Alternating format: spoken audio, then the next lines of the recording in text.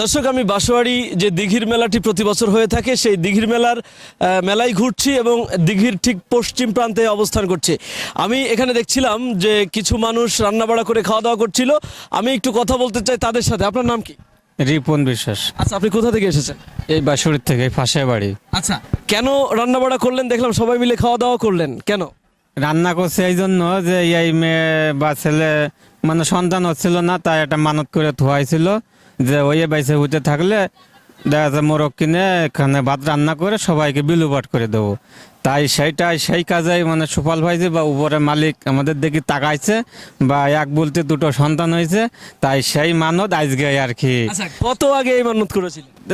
ছেলে পেলে হওয়ার আগে, তা মনে করেন আজ থেকে 10-12 বছর আগের কথা। আচ্ছা, সেই মান্যতে কোন ছেলে মেয়ে হয়েছে? কোন কারা? মান্যতের প্রথম মেয়ে হচ্ছে মানে প্রথম সন্তান আছে এইটাই মেয়ে, তারপরে ছেলে। আচ্ছা, তাহলে এক মান্যতে দুই ছেলে, এক ছেলে এক মেয়ে হয়েছে, তাই তো? হ্যাঁ হ্যাঁ, তাই এখন সেটা মানে ঠাকুরের ইয়ে তো ফুলভাবে শোধ করা যায় না, জল তুলসী ভাবে যতটুক সম্ভব সেইটুকু করছি। আচ্ছা আচ্ছা আচ্ছা, তোমার নাম কি? নদী। নদী। তোমার বয়স কত? 12 বছর। 12 বছর। তুমি আজকে এখানে কেন এসেছো? আর মানত দিতে এসেছি। আচ্ছা, ও তোমার নাম কি ভাইয়া? আমার নাম পবিত্র। পবিত্র, কেন এসেছো? আমি মানব দিতে এসেছি। আচ্ছা, খাওয়া দাওয়া কি করেছো? হ্যাঁ, কি খেলে? গোশ রান্দা। গোশ রান্না। আচ্ছা দর্শক, মূলত মান্যত করেছিলেন প্রায় 10 থেকে 15 বছর আগে। সেই মান্যত পূরণ হয়েছে এবং আমার সামনে যে দুটো বাচ্চাকে দেখতে পাচ্ছেন তারাই নাকি এই মান্যতের মানে ফলাফল, তাই তো? আচ্ছা, যাই হোক, সেই হিসাবে আজকে এখানে রান্নাবাড়া করে তারা খাওয়া দাওয়া করে এবং তারা এসে মেলাটাকে উপভোগ করছে। আমি একটু কথা বলতে চাই, আমার পাশে রয়েছে এই মেলা কমিটির আহ্বায়ক, আমি তার সাথে একটু কথা বলতে চাই। আপনাদের মেলা দেখতে পাচ্ছি খুব জমজমাট হয়ে উঠেছে এবং সার্বিক পরিবেশ পরিস্থিতি কেমন আমাদেরকে একটু জানাবেন। সার্বিক পরিবেশ পরিস্থিতি ভালো ইনশাল্লাহ। আচ্ছা, লোকজন কেমন দেখছেন সকাল থেকে? অনেক থেকে প্রচুর লোকের সমাগম।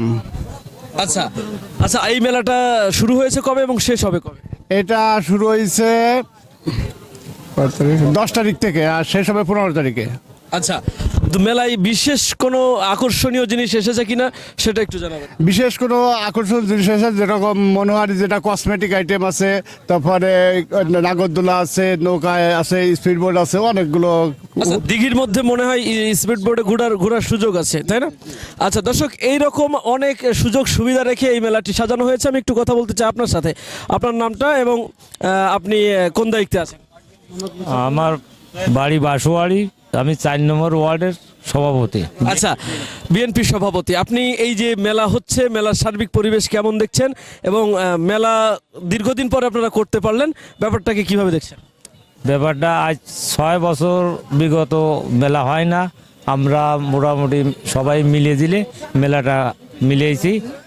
এই খুব ভালো লাগতেছে এবং খুব সুন্দর লাগতেছে। আচ্ছা, এই মেলাটা কি এবারই শেষ করবেন নাকি পরবর্তীতে কন্টিনিউ করবেন? আল্লাহ যদি হায়াতে বাঁচায় রাখে চেষ্টা করবে আরো সুন্দর করার জন্য।